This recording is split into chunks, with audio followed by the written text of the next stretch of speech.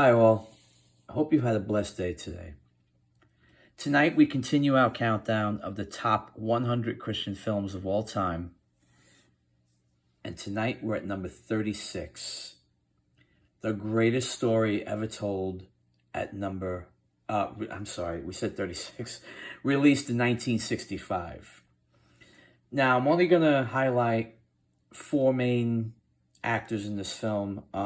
There are a slew of actors in this film, a laundry list, and some of the names, I'll just read them off real quick. Telly Savalas, Martin Landau, Donald Pleasence, Jose Ferreira, Robert Blake, Pat Boone, Van Heflin, Angela Lansbury, Sal Mineo, Sidney Poitier, Shelley Winters, and John Wayne. Just an incredible cast, and we're gonna go through everything in a second. But right now, the four main actors I want to highlight is Max von Sydow, who plays Jesus Christ. Now, Max had primarily before this film had done Swedish films for Ingmar Bergman. This is his first American language film, his first Hollywood film. And he, I have to say, does an incredible job as Jesus in this film. Probably one of the best portrayals of Jesus Christ I've ever seen. Now, Max, you may, if you look at his face real good, you'll remember him as Father Merrin from The Exorcist. He was also Ming the Merciless in Flash Gordon and the King in Conan the Barbarian, among many, many other roles that he's played. The film also stars Dorothy McGuire as the Virgin Mary. And Dorothy has done a slew of films as well. Some of the highlights here, she was the mother in Swiss Family Robinson. She was also mom in Old Yeller. And she was in a movie called Three Coins in the Fountain, which was a popular film back in the late 40s, early 50s. It also stars Roddy McDowall, who was a child actor who starred in Lassie Come Home. But he also did Fright Night in the 80s with Christopher Sarandon. But his most popular role in his entire career was as Cornelius in Planet of the Apes. This film also stars Mr.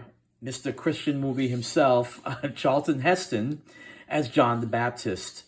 By the way, Roddy McDowall plays Matthew in this film. But in any event, Charlton Heston is John the Baptist. And he also started Planet of the Apes with Roddy McDowall, as well as The Ten Commandments, Ben-Hur, 2 Minute Warning, Earthquake. I can go on and on. An amazing actor. We last saw him at number 57 in The Agony and the Ecstasy, where he played Michelangelo. So, getting into this film depicts the birth of Christ, the life of Christ from his birth in Bethlehem to his death and his resurrection. The life of Jesus Christ is given the all-star treatment here. As I said before, he's just a slew of actors, a laundry list of actors in this film.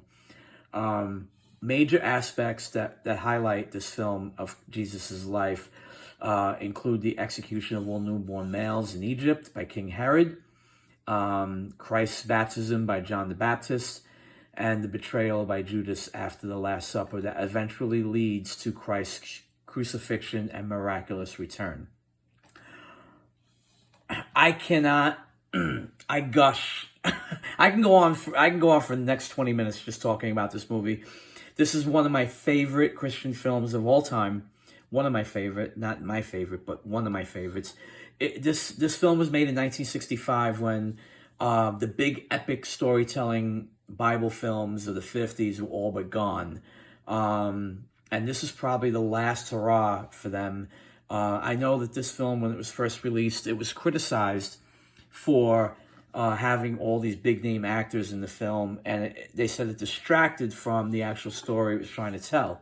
However, I believe today's audiences would find that not to be true, because most of the young people today don't know half the actors that are in this film, probably don't know even a quarter of the actors that are in this film. Outside of the big names like John Wayne, Charlton Heston, I can't think of Sidney Poitier, they won't recognize any of the other big actors that were at this time. As a matter of fact, when I first saw this film as a kid, the only person I recognized was, the only two people I recognized were Charlton Heston and Sidney Poitier, because Sidney Poitier had done the film To Sir With Love, which I had seen before this. And Charlton Heston, I just knew from Ten Commandments and Ben-Hur. So, but everybody else, I didn't even recognize John Wayne, to be honest with you. He plays a Roman soldier at the end that says, truly he was a son of God. I didn't even recognize him at that point. Anyway, I don't want this to go on too long, but the greatest story ever told. If you can find it on a streaming service, or if you can't, buy the DVD. It's worth the price. Trust me. This is an amazing film. You'll love it. Great for the whole family. And that's number 36. So thank you for spending time with me today. Thank you for watching my videos. Thank you for supporting my channel. And we'll be back tomorrow with number 35. God bless you all.